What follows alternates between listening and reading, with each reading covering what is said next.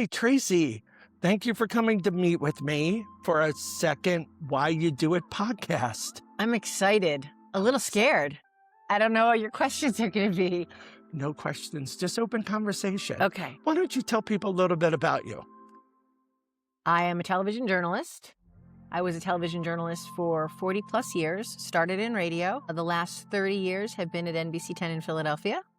And in December, I decided to say respectfully no thank you to another contract so that I could start going out into the world and speaking to people in person about growing their skills of resilience and confidence and public speaking.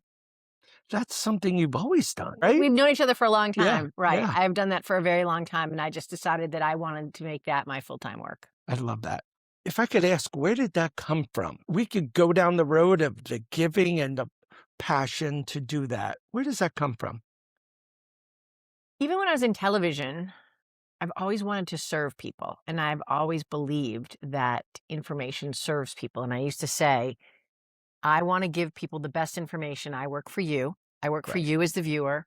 I'm going to get you the best information because I do believe that the more information people have, the better decisions they can make for their family. I agree. Yeah. And so that's really just a continuation, me going out and talking to women in business, corporations, girls in high school, colleges, all of them. I believe the information that I have learned through a lot of education and a lot of independent study is valuable to help them make better decisions for their lives. Yeah.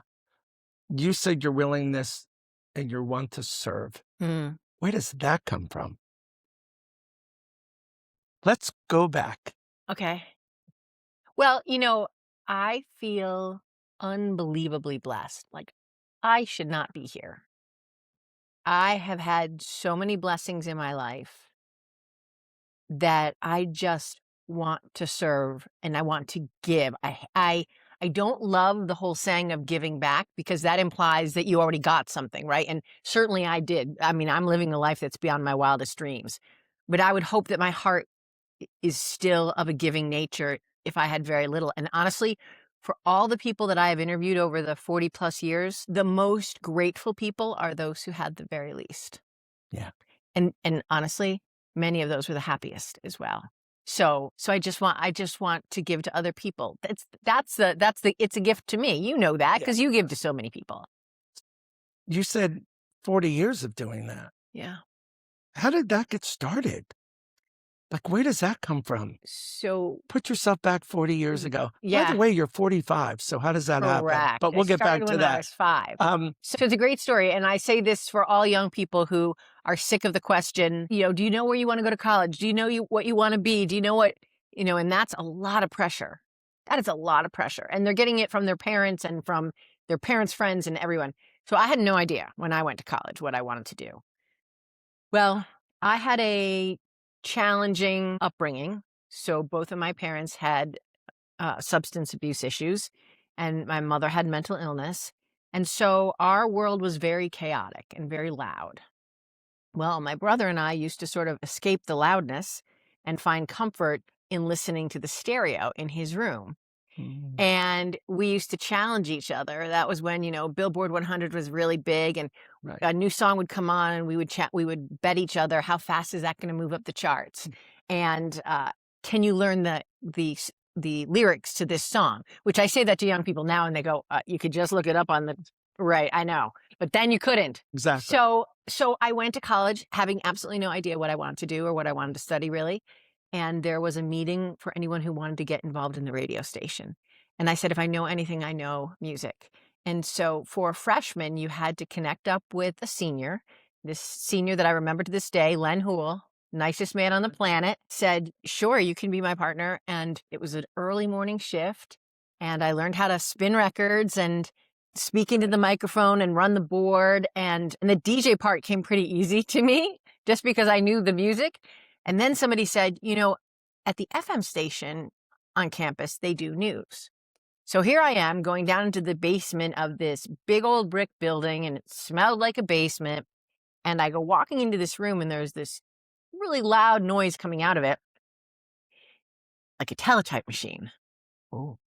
and it was a big black machine and spitting out reams of paper, which does not sound impressive to young people today because they can look it up. But then it was reams of paper That was the news? that was the news. It was news from Wow. across the state, across the country, and around the world. And I thought, this is fantastic. And so then I started doing news, and I got my first real radio job at a commercial station when I was a freshman, about 40 minutes away from campus, which was half DJing and half sort of reading the news at the top of the hour. Okay. And so that's how it started. Wow, that's wild. You definitely have a good voice for TV and radio. I've been told I have the face for radio. So, so as we go past that, what Mhm. was your first breakthrough? Let's see. Well, I think, I never really, many people have a direct path that they want to Yeah. follow. I did not. I was very happy covering stories in radio. Mhm. I worked in Rochester, I worked in Syracuse, and again, very happy. And for obvious reasons, I didn't get the pages of the girl book that had to do with hair, makeup, Of course. clothes.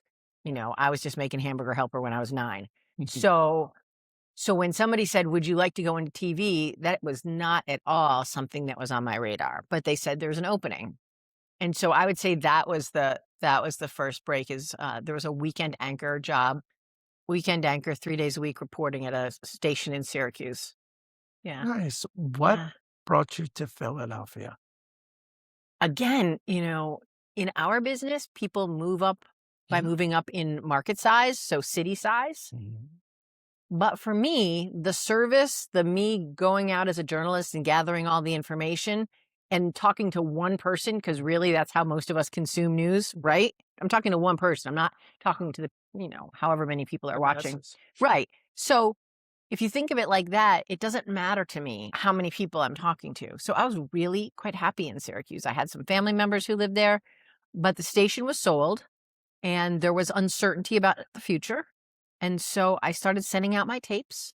Mhm. And in 1996, I came here. 96. Yeah. Who was managing back then? The station? Was it Chris? That It- was much later. It was, right? yeah, that was much later. Yeah. It was Pat Wallace was the general manager. Yeah. And Steve Doerr was the news director. And I just kept looking at them thinking, do you two know what you're doing? Because I'm this scrappy kid from Syracuse. And then the first year I was there, they sent me and Vi Sakahama to cover the Olympics in Atlanta. Bye. And Vi and I became instant friends because you cover a bombing and you quickly Yeah. get to know one another. Yeah. Pi is an excellent person. What a great guy.